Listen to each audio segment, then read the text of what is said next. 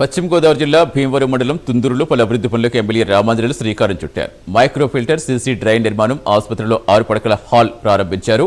గ్రామాల్లో 2028 నాటికి మంచినీటి సమస్య ఉండదని, అభివృద్ధి చేయడమే కూటమి సర్కారు లక్ష్యమని ఎమ్మెల్యే తెలిపారు. తుందూరు గ్రామంలో బండారుగరు ప్రాంతానికి శాశ్వతంగా మంచినీటి సరఫరా ఏర్పాటు చేయడానికి 36,21,000 రూపాయలు